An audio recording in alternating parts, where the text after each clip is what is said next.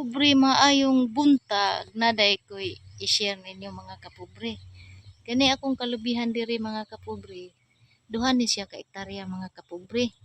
Dayon gipailaluman ako ni siya og saging mga kapobre. Dayon nalukop na gid ni siya mga kapobre.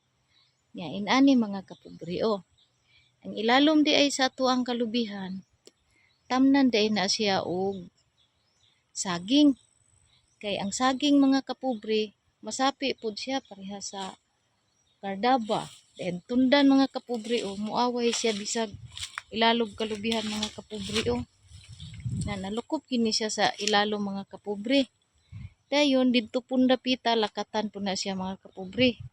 Lukop gini siya ang 2 ka hektarya mga kapobre karon na siya palaman nga rambutan po mga kapobre ikalima na ni kasako na kong harvest mga kapobre. Daghan po kay bunga mga kapobre Nya dayon mga kapobre, inani mga kapobre, 2 ka hektarya ang kalubihan plus saging 2 ka hektarya kay gipailaluman man, double income siya mga kapobre mo nang di kita maglisod mga kapobre napud tay rambutan inani apud inyo ha mga kapobre. Hanggang dito lang muna ako mga kapobre.